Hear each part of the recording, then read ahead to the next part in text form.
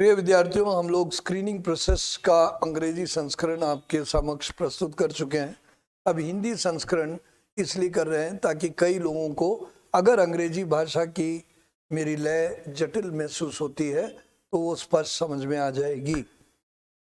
मेरा मेन मकसद है कि आपको अपनी प्रक्रिया अच्छे से जाननी चाहिए ताकि आप उस अनुसार अपनी मेहनत कर सकें और अपने अच्छी परफॉर्मेंस यानी अपनी एक अच्छे प्रदर्शन की तैयारी कर सकें।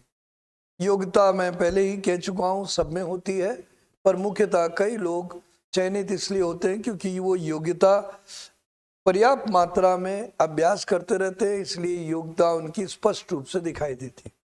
कई लोगों की योग्यता होने के बावजूद स्पष्ट रूप से दिखती नहीं है या वो मौके पे वो परफॉर्म नहीं कर पाते, कर नहीं पाते, प्रदर्शन नहीं कर पाते। बहुत ज़रूरी है कि आप लोग अभ्यास करें ताकि अपने आप को मजबूत करें। मेरा ये मानना है, जिसने 12वीं कक्षा पास की है, ग्रेजुएशन पास की, जाहिर सी बात है वो लंबे समय गुजार चुका है, उसमें हर प्रकार की विशेषता होती है, पर कुछ लोगों में प्रबल रूप से होती है और सजग रूप से होती है और कुछ लोग में थोड़ी सी कम होती है। प्रयास है कि आप लोग इस पे अभ्यास करें और अच्छा करें। चलिए शुरुआत करते हैं स्क्रीनिंग प्रोसेस के बारे में। बहुत सारे बच्चे के लिए बड़ी मायूसी का कारण होता है कि बड़ी मेहनत करके वो रिटन पास करते हैं और स्क्रीनिंग प्रोसेस में पहले ही दिन वापस कर दिए जाते हैं। बड़ा दुखदाई होता है। मैंने कई बार अपने लंबे शिक्षण काल में ये प्राप्त किया और बड़ा दुखी होता था। पर होता क्या है कि आप मौके पर घबरा जाते हैं, आप परफॉर्म नहीं करते क्योंकि आप प्रैक्टिस नहीं करते क्या नियम है और उनको समझते नहीं। कोई नियम नहीं है, सबसे इंपॉर्टेंट नियम तर्क है। अगर आपका तर्क सजग है और आपका आत्मविश्वास उसके साथ जुड़ा हुआ है तो सफलता आपको निश्चित मिलेगी।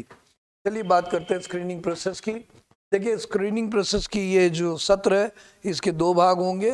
पहले भाग में हम आपको ग्रुप यहाँ तक पढ़ाएंगे, स्टोरी राइटिंग तक। इसके बाद आपको नरेशन और ग्रुप डिस्कशन के बाद दूसरे सत्र में पढ़ाएंगे।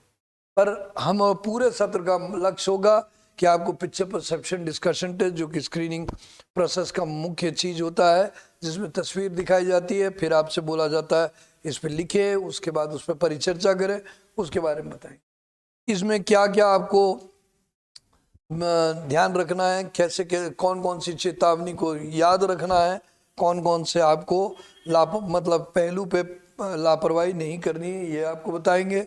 कैसे एक लयबद्ध विचार को जनन करना है, ये पढ़ाएंगे। परिचर्चा में किस प्रकार से भागीदारी करना है, ये पढ़ाएंगे। और ये भी पढ़ाएंगे कि किस तरीके से, ना ही परिचर्चा क्या है, उसका लक्ष्य क्या है और उसमें भागीदारी कैसी करनी और कितनी बार करनी, ये सब पढ़ाएंगे। तो जरा ध्यान से सुनते रहिए पूरी चीज। पिक्चर परसेप्शन डिस्कशन टेस्ट की एक तस्वीर आपको ये अवगत कराएगी कि क्या आपका क्या परिस्थिति होती है। अक्सर खुले मैदान में या एक हॉल में आपको इस तरह बिठा दिया जाता है, आपके तीनों जो चयन करता है सामने बैठ जाते हैं और आपका अध्ययन करते हैं, आपकी बातें सुनते हैं और उससे आपका मूल्यांकन करते हैं, मनोवैज्ञानिक रूप से आपको पहचानने की कोशिश करते हैं। हम लोग यहाँ पे बात करते हैं पिक्चर परसेप्शन टेस्ट में तीन चीजें बहुत पहलू इंपॉर्टेंट होती है। एक तो होता है कहानी लेखन, जिससे कि आपकी सोच समझ में आए। ये ऑब्जर्व इंटेलिजेंस टेस्ट जो आपको पहले ही पढ़ा चुका हूँ, उसके बाद आपको ये पहलू है, तो आप उसमें पढ़ चुके हैं कि आपके तर्क क्षमता के अध्ययन पे आपको वैसे ही चिन्हित कर लिया गया है कि आप प्रथम श्रेणी में आते हैं, द्वितीय में, तृतीय में या चतुर्थ में या जैसा भी। तो वो लोग अब जान गए हैं कि ये बच्चा इतना समझदार है कि एक बार में इसको चीज वाजिब समझ में आती है या इतनी तो आ ही जाती है। तो वो आपका OIR स्केल टेस्ट को ध्यान में रख के आगे बढ़ते हैं। स्टोरी राइटिंग में आपको एक कहानी लिखनी होती है, दिखाई जाता है चित्र, इससे आपकी मनोवैज्ञानिक सोच सामने आती है। इसके बाद आपको उस कहानी सबके सामने उसका मतलब बयान करनी होती है। बयान जब आप करते हैं तो आपके बोलने की कला, बोलने की अदा, बोलने का आत्मविश्वास, सबका मूल्यांकन किया जाता है।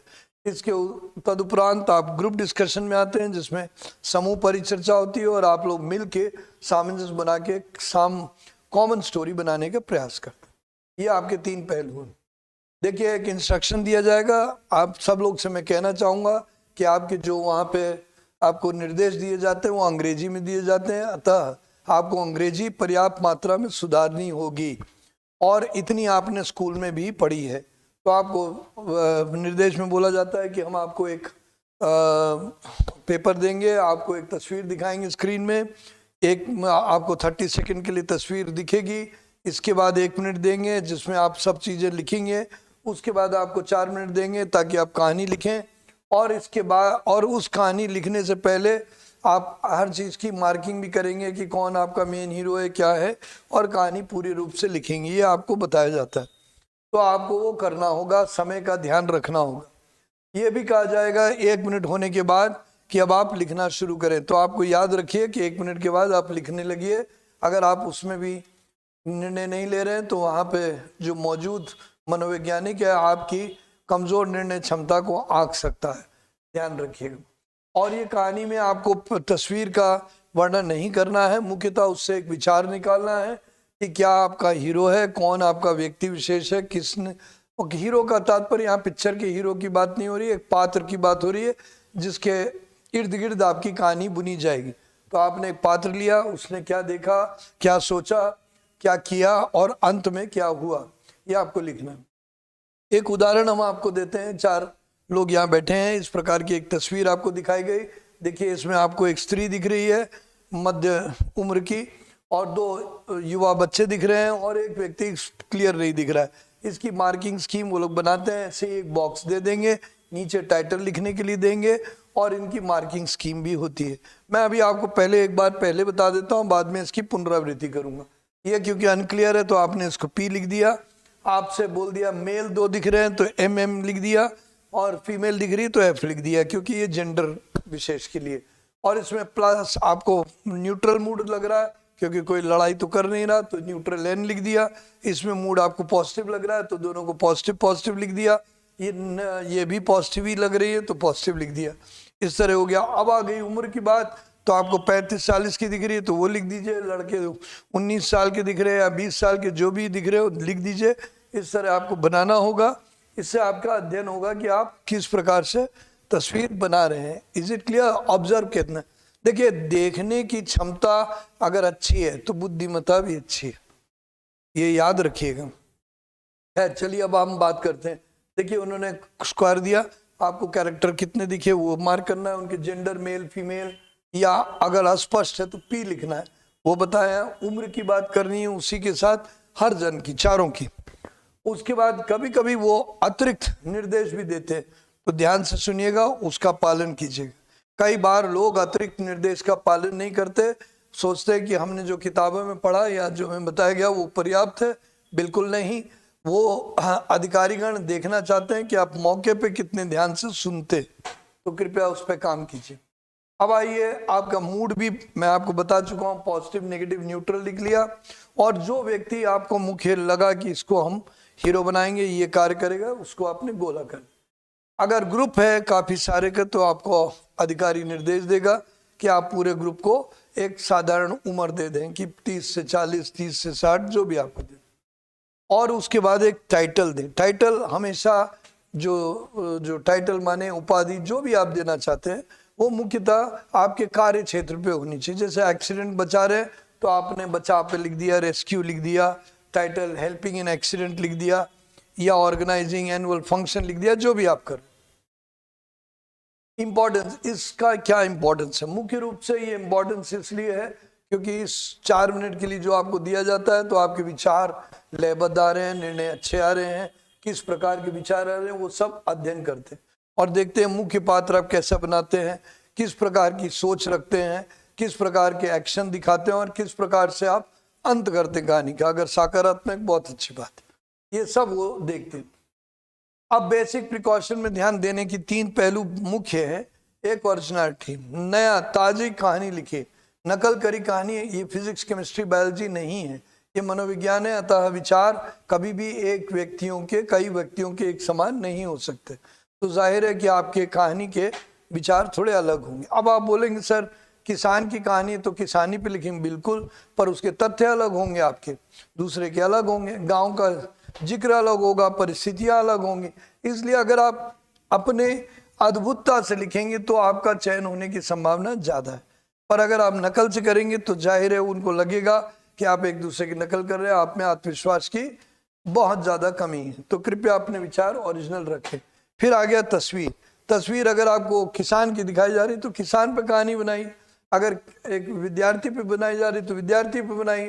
अक्सर लोग अपनी पहले कहानियां तैयार करके लाते हैं और उपयुक्त तस्वीर के बावजूद अनुपयुक्त क्यों ना हो वो उठा के वही कहानी लिख देते, तो वो स्पष्ट रूप से दिखाई देती है कि कहानी तस्वीर कुछ है और कहानी कुछ और। लास्ट में एक लयबद्ध विचार की उम्मीद करते हैं, क्योंकि अगर आपके विचार लयबद्ध नहीं आते, आपके दिमाग के अंदर लयबद्ध विचार नहीं आते, तो इसका मतलब आपकी विचार क्षमता में कमी है, तो इसलिए वो भी उनको चाहिए होती है। अब आइए आगे बढ़ते हैं। कैंडिडेट को सही पात्र बनाएंगे, तुरंत कहानी वहीं से अच्छी बन जाएगी। मान लीजिए आपने डिस्ट्रिक्ट मजिस्ट्रेट बना लिया, बहुत अच्छी कहानी बन जाए, क्योंकि आपने एक अच्छा व्यक्ति लिया तो ऑटोमेटिकली संसाधन युक्त लिया, आपकी अच्छी कहानी बनी। आपने अपने एक स्टूडेंट बनाया और उसको उचित तस्वीर में उचित पात्र बनाइए। अब आइए, तस्वीर हॉस्पिटल का है तो आप डॉक्टर, नर्स, अटेंडेंट पे कहानी बना सकते हैं। इसी तरह अगर पिक्चर आपको जर्नल नेचर की है तो एक युवा पे बना सकते हैं, क्योंकि आप युवा है, जाहिर है आपको ऐसा दिखेगा। अगर आपको एग्रीकल्चरल फील्ड की दिखी तो आप एक किसान पे बना सकते हैं, विलेज डेवलपमेंट ऑफिसर पे बना सकते हैं, ग्राम प्रधान पे बना सकते हैं। और आपको ना तस्वीर को पूर्ण रूप से भी देखना चाहिए।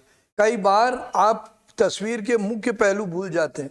उदाहरण के लिए मान लीजिए एक युवती कोई युवा से बात कर रही है तो आपने कोई कहानी बना दी, जबकि पीछे क्लियरली लिखा हुआ है एनुअल फंक्शन या फैशन शो। तो अगर आपने ध्यान नहीं दिया तो इसका मतलब कि आपकी नज़र, दृष्टि और अध्ययन करने की क्षमता कमज़ोर है और आप अपने आप को ढाल नहीं पाते, तो कृपया उसको भी ध्यान से देखें। इसके बाद आता है संवेग। किस प्रकार के संवेग अच्छे होते हैं? भाई जिसमें परवाह हो, जिम्मेदारी हो, इस प्रकार के विचार, इस प्रकार की सोच, इस प्रकार के संवेग माने इमोशंस लाजमी। पर अगर आप ये बनाएं कि उससे वो सुपर हीरो बन गया तो गलत हो, या वो अत्यंत दुखी हो जाता है वो भी गलत होगा, या वो अत्यंत निष्ठुर है, बिल्कुल दूसरों की परवाह नहीं करता, वो भी गलत होगा, वो अत्यंत आत्म प्रेमी है, वो भी गलत होगा। इसलिए इमोशन, जो भाव हैं, आपके वाजिब होने चाहिए, जो फौज के लिए सामंजस्य में रह के आप निर्देश दे पाएं। प्लॉट ज़्यादातर सिंपल रखिए, सीधे रखिए, समझ में आए। ज़्यादा कॉम्प्लिकेटेड अगर कहानी का पूरा रूप होगा तो ये स्पष्ट होगा कि आपका खोपड़ी काफ़ी उलझी हुई है, अतः आप कोई भी जगह में अपने आप को ढाल नहीं पाएंगे। इसका ये भी तात्पर्य नहीं कि अति सरल लिख दें, आप वाजिब लिखें पर बहुत उलझी ना लिखें। कैरेक्टर थिंकिंग प्रोसेस स्पष्ट समझ में आना चाहिए। कैरेक्टर थिंकिंग क्या लिख रहा है वो भी स्पष्ट आना चाहिए। कृपया कीड़े मकोड़े मत बनाइए, अपनी राइटिंग को स्पष्ट रखिए और स्पष्ट लिखिए। थोड़ा अभ्यास कर लीजिए। आप लोग अधिकारी पद के लिए आना चाहते हैं तो जाहिर है ये आपके लिए बहुत अच्छी बात है, पर उसके लिए प्रयास कीजिए। अधिकारी पद में थोड़ी अंग्रेजी की भाषा पे आपको सक्षम होना जरूरी है। देखिए, आज का जो अधिकारी है, भारतीय सेना का हो चाहे किसी भी जगह का हो, उसको चाहते ना चाहते हुए भी ग्लोबल पटल पे, यानी पूरे विश्व पटल पे सहयोग और सामंजस्य बनाना होता है। कई एक्सरसाइज होती है। जाहिर है इसमें अंग्रेजी जो भाषा है वो उसको सबसे जोड़ती है। भारतवर्ष में भी बड़ी दुख की बात है अगर हमारी अंग्रेजी भाषा ज़्यादा सबल है, क्योंकि वो हमें पूरब से जोड़ती है, हमें दक्षिण से जोड़ती है, जबकि हम लोग कुछ ही जगह हिंदी भाषी है। तो अगर आप हिंदी भाषी हैं कोई बात नहीं, अब मेहनत कीजिए, अंग्रेजी भाषा को अपनी ताकत बनाइए। ज़्यादा ऊट पटांग एक्शन बढ़ाने की जरूरत नहीं, कहानी को ठीक रखिए। एक्शन कंप्लीट होना चाहिए कि लगे कि हाँ भाई खत्म, ताकि निर्णय पे पहुंचना चाहिए, सफलता पे पहुंचना चाहिए। और कभी कभी लोग जटिल कहानियां बना देते, बहुत जटिल, नेगेटिव, कि ये भी हो गया था वो भी। तो ये जटिलता किसके मन में आई? आप ही के मन में आई। तो जाहिर है आप अपने को महिमा मंडित करने के लिए, अपने को बड़ा दिखाने के लिए आप ऐसे कहानी मत बनाइए। कहानी को लाजमी बनाइए और स्टोरी लेंथ अपनी 60 से 110 शब्दों के बीच में रखिए। मैं ये इसके लिए बार बार कहूँगा, क्यों? क्योंकि ज़्यादा लंबी कहानी ये दिखाती है कि आप कहीं से नकल करते हैं शायद, या बहुत छोटी कहानी ये दिखाती है कि आप पे विचार नहीं आते। तो ये आप ले सकते, कोई रूल नहीं है, कोई नियम नहीं है, पर एक सुझाव है। ये कहानी आखिर में, कहानी जो भी आप बनाएंगे वो कहानी लाजमी होनी चाहिए, but action and perception can be and must be different, अलग हो सकता है। तो विचार सही लाजमी होना चाहिए। नेगेटिव वर्ड, नकारात्मक शब्दों का उपयोग नहीं होना चाहिए। जैसे कि कहानी में आपने दिखाया कि वो परेशान हो गया, वो दुखी हो गया, वो बिल्कुल निराश हो गया, तो ये शब्द एक्चुअली, आप लेखक हैं तो जाहिर है ये आपका मनोविज्ञान माना जाएगा, इसलिए नकारात्मक शब्द को कम इस्तेमाल करिए, सकारात्मक जिए। ट्रकों में भी लिखा है आशाई जीवन है, आप भी उसको पालन करें। डिस्क्रिप्शन ऑफ पिक्चर नहीं लिखनी है, और हीरो की अनावश्यक प्रेस करने की बजाय उसकी क्रियाओं से, उसकी अच्छी समझ से कार्य को पूर्ण करता हुआ दिखाइए। Is it clear? और लास्ट समरी ये है कि हर कैरेक्टर को ध्यान से देखिए मेंटली कि किस प्रकार से आपका कैरेक्टर बना है, और आपसे कहेंगे कि एक हीरो का नाम लीजिए, नहीं कि कई हीरो बना दीजिए। एक हीरो लीजिए और उसी के, अगर आपको दूसरों का नाम लेना भी है तो व्यक्ति का, मान लीजिए आपने राम लिखा, वैसे तो मैं कहूँगा कि राम साधारण नाम ना लें, आपकी जीवन से जुड़े हुए दोस्तों का नाम लें, और आप कोशिश करें कि उसके अन्य दोस्त। बहुत सारे नाम लिखने से पढ़ने वाले कंफ्यूज हो सकता है कि आप कहना किसको चाह रहे हैं। प्लॉट क्लियर रखिए, क्या लिखना चाहते हैं, वाजिब हल बताइए, रेलेवेंट सॉल्यूशन, और वाजिब क्रियाएं करिए, और जब खत्म करिए तो सकारात्मक करिए। मैं पुनः वृत्ति आपको करा चुका हूँ। ये एक उदाहरण, फटाफट 2 उदाहरण देख लेते हैं। यहाँ 2 व्यक्ति बात कर रहे हैं, मैंने देखिए मार्किंग की है, दोनों पुरुष हैं, तो MM प्लस पॉजिटिव मूड में 21 डॉट भी लगा दी। अब इसके आगे कहानी क्या है? कहानी है कि रवि एक वाइस कैप्टन था, अचानक कैप्टन की तबीयत खराब हो गई, तो रवि ने क्या किया कि कैप्टन से कहा आप परेशान ना होइए, मैं अच्छे से करूँगा, और उसने कैप्टन की जो भी पद्धति थी उसको समझा। उसके बाद लग के मेहनत करी, कुछ नए प्लान भी आए, क्योंकि उनको अपने जो खिलाड़ी लोग के अनुसार, क्योंकि फुटबॉल टीम है तो जाहिर है उसके हिसाब से नई कुछ युक्तियां जोड़ी, नई पद्धति बनाई, खूब प्रैक्टिस करते रहे, और वो आखिर में मैच के लिए पूर्णतः तैयार हो गए। वो जानते थे कि उनकी फतेह जरूर मिलेगी। एन मौके पे कप्तान आ गए तो उसने तुरंत कप्तान को सब चीज़ें बता दी, और उस हिसाब से मिल के टीम खेली और जीती। अब इस कहानी में खास बात क्या है कि रवि एक बहुत ही समझदार व्यक्ति है, वाइस कैप्टन होने के बाद चुनौती आने पे आगे बढ़ गया, मिल के उसने अच्छे से काम किया, और जब कप्तान आ गया तो मिलजुल के टीम भाई से काम किया। ये नहीं कि वो आत्म केंद्रित है, वो एक टीम में अच्छा नेतृत्व दिखा रहा है। दोनों जगह चुनौती पे आना और मिलजुल के काम करना दोनों दिख रहा है। इसके बाद दूसरी तस्वीर थी, 2 व्यक्ति, तीन व्यक्ति दिख रहे हैं, तो तीनों का अंकित किया गया हुआ है, M20, M25, M20। इसमें टाउन प्लानर पे कहानी है। इसमें रवि एक टाउन प्लानर था, उसको बोला गया कि भाई ये शहर को काफ़ी सुधार करना है, तो उसको जब ये कहा गया तो उसने ना ही अध्ययन किया बल्कि जगह जगह गया और देखा, कई लोगों से जानकारी ली कि क्या दिक्कतें आ रही हैं, और उसके बेसिस पे बैठ के एक अच्छा प्लान बनाया। प्लान बनाने के बाद उसने जो प्लान बनाया उसमें सब चीज़ को किया, पर अपने संसाधन के अनुसार प्लान बनाया ताकि कम से पैसों में अच्छा प्लान बन जाए। फिर उसने कुछ बड़े बुजुर्गों से भी राय ली उस प्लान के बारे में, उन्होंने भी बोला अच्छा प्लान है, और बाद में उसने उस तरीके से एक अच्छा शहर बना दिया। तो देखिए इस कहानी में एक समझदार व्यक्ति, एक लचीला व्यक्ति, एक अच्छा योजना करने वाला व्यक्ति, समझदार नेतृत्व में सक्षम व्यक्ति दिखाया जा रहा है। तो ये कहानी अच्छी मानी जाएगी बशर्ते तस्वीर में मेल खा रही हो, जो कि खा रही। तो आपको 2 कहानियों से एक अच्छा खासा आइडिया लग गया। उम्मीद है अब दूसरे सत्र में आपको नरेशन व परिचर्चा के बारे में बताऊंगा। धन्यवाद।